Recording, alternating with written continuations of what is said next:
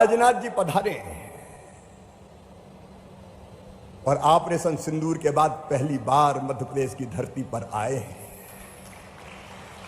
पहलगांव में पाक प्रायोजित आतंकवादियों ने हमारे 26 निर्दोष बहन और भाइयों नागरिकों को गोलियों से भून दिया गया था। पत्नी के सामने पति को गोली मारी गई थी। बच्चों के सामने पिता को उड़ा दिया गया था। धर्म पूछ पूछ के मारा गया था और कहा था कि जाओ मोदी को बता देना। और उस समय हमारे प्रधानमंत्री जी ने संकल्प किया था कि दुनिया के दूसरे छोर तक हम इनका पीछा करेंगे और ऐसा दंड देंगे कि पूरी दुनिया याद करेगी। और वह ऑपरेशन सिंदूर चला। राजनाथ जी, हमें सेना के शौर्य और पराक्रम पर भाई साहब गर्व है और जैसा नेतृत्व आपने प्रदान किया, भाई साहब आपका अभिनंदन है। भारत ने बैठे बैठे 21 मिनट के अंदर आतंकवादियों के सारे अड्डों पर सटीक निशाना लगा के उनको कब्रगाह में परिवर्तित कर दिया। उन्होंने हमारे 26 भाइयों को मारा था। सैकड़ों आतंकवादियों के आकाओं के लाशों के ढेर लगा दिए गए, लेकिन मारा आतंकवादियों के आकाओं को, नागरिकों को नहीं। सेना पर निशाना नहीं साधा। भारत ने पहले ही कह दिया था मोदी जी के नेतृत्व में, हम किसी को छेड़ेंगे नहीं, लेकिन किसी ने अगर हमें छेड़ा तो उसे छोड़ेंगे नहीं। लेकिन जब पाक की फौज ने हरकत की तो रक्षा मंत्री जी के नेतृत्व में हमारी सेनाओं ने 2 दिन में पाकिस्तान को घुटने पे ला दिया। पाकिस्तान के मिसाइल, पाकिस्तान के ड्रोन खिलौने की तरह गिरा दिए गए। एयरबेस को गड्ढों में बदलने का काम हमारी वीर सेनाओं ने किया और हालत यह हो गई कि 2 दिन में पाकिस्तान हाथ जोड़ के आ गया, त्राहिमाम त्राहिमाम, बात करो बात करो बात करो। और कोई तीसरा नहीं था, सीधे पाकिस्तान ने बात की। और उस बात पर भारत ने तो अनादिकाल से शरण में कोई आ जाए तो शरण देते हैं, ऑपरेशन सिंदूर स्थगित किया। लेकिन मेरी बहनों और भाइयों,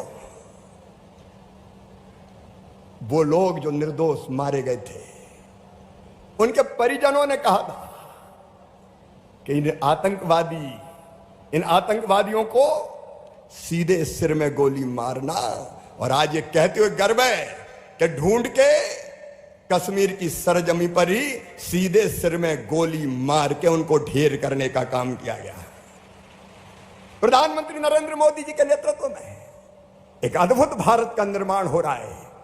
एक वैभवशाली भारत, एक गौरवशाली भारत, एक संपन्न भारत, एक समृद्ध भारत, एक शक्तिशाली भारत और एक विकसित भारत। आज भारत के शौर्य का, पराक्रम का प्रदर्शन पूरे विश्व ने देखा है। और राजनाथ जी पहली बार ऑपरेशन सिंदूर के बाद आए, इसलिए फिर एक बार दोनों हाथ ऊपर उठा के ताली बजा के उनका स्वागत कीजिए, उनका अभिनंदन कीजिए, उनका वंदन कीजिए। हमें गर्व है प्रधानमंत्री जी, रक्षा मंत्री जी, आप पर, आपके नेतृत्व में सीमाओं पर खड़ी सेना के रहते हुए भारत सर्वथा सुरक्षित है। लेकिन आज तो इतनी बड़ी सौगात लेके भाई साहब आए हैं। 1800 करोड़ रुपए का इन्वेस्टमेंट। उमरिया वालों, इतनी बड़ी सौगात उमरिया को मिल रही है। 1800 करोड़ रुपए का रेलवे कोच बनेंगे। और इस क्षेत्र में, आदरणीय भाई साहब, इस क्षेत्र में मैं बचपन से आता रहा हूं।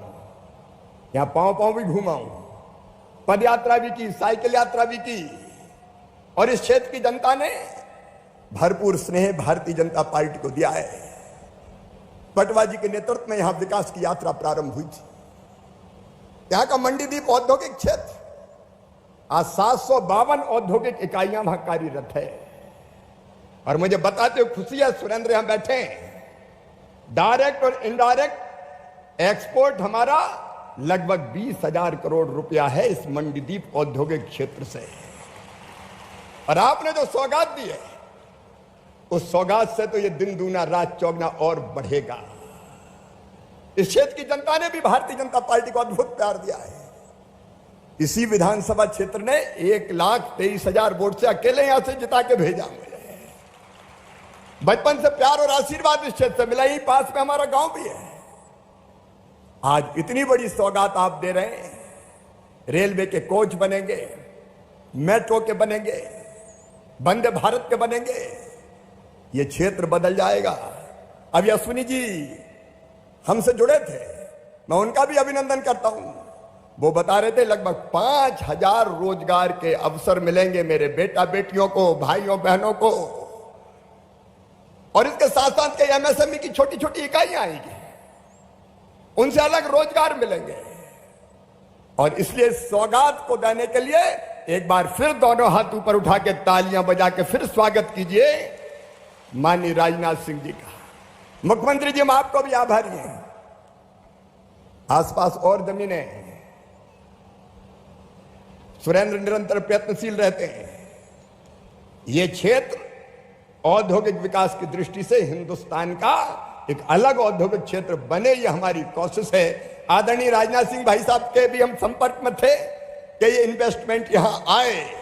और आपको याद होगा, जब मैं आपके बीच चुनाव के समय आया था, तब मैंने आपको कहा था ये वो क्षेत्र है जिसका प्रतिनिधित्व अटल जी ने किया है, जिसका प्रतिनिधित्व सुषमा जी ने किया है, स्वर्गीय सुंदरलाल पटवा जी ने किया है। हम इस क्षेत्र को आइडियल लोकसभा क्षेत्र बनाकर छोड़ेंगे।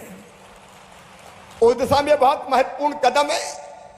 आप सबको बधाई। लेकिन एक बात और आज कहना चाहता हूं,